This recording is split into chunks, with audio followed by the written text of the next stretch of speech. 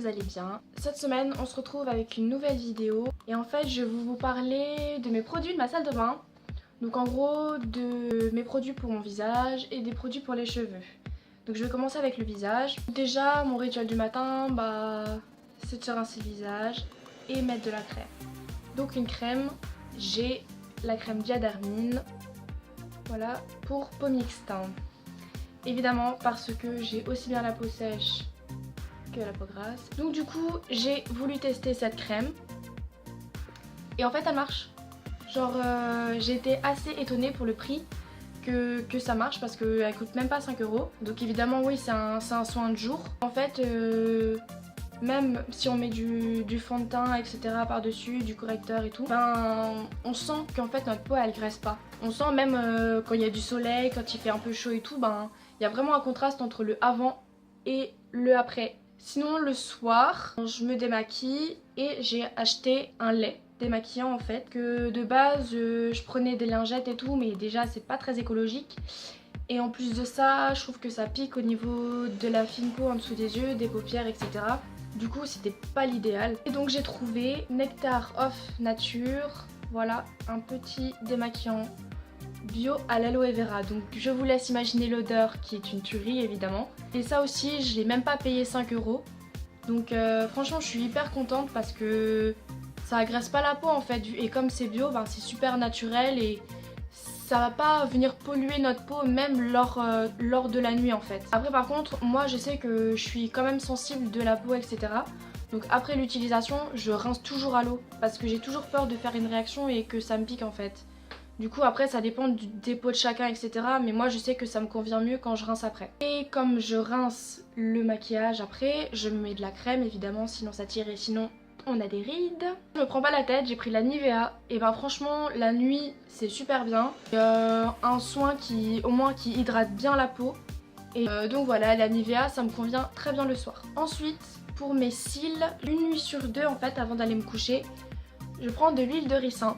Et j'ai pris un bâtonnet de mascara et en fait je mets de l'huile de ricin sur mon bâtonnet de mascara et je m'en mets à la racine des cils, les aide à la pousse et ça les renforce. Et en soin du visage aussi, autre que les crèmes, j'ai des masques. Et en fait, la révolution des masques, c'est ça, c'est chez Emma.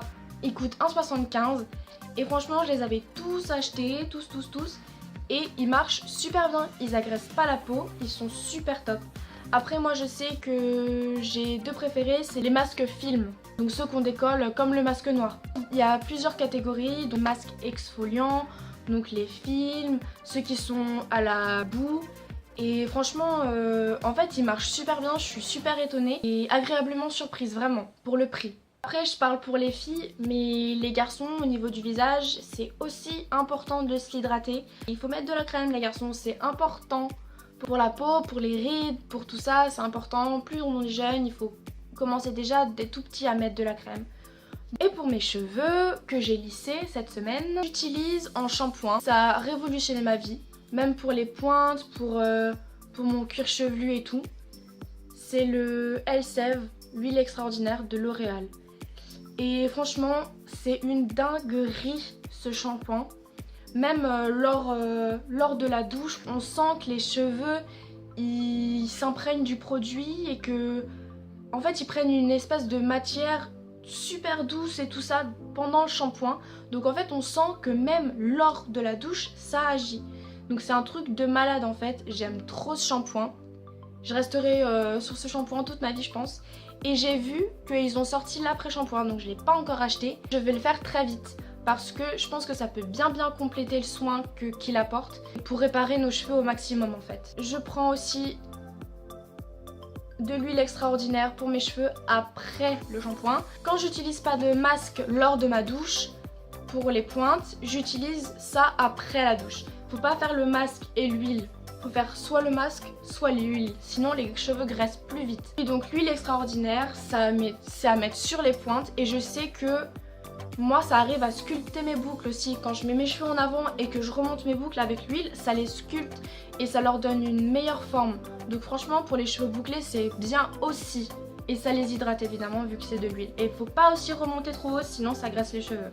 Et en parlant de cheveux gras, j'ai le shampoing sec. Je l'ai acheté à la boutique du coiffeur.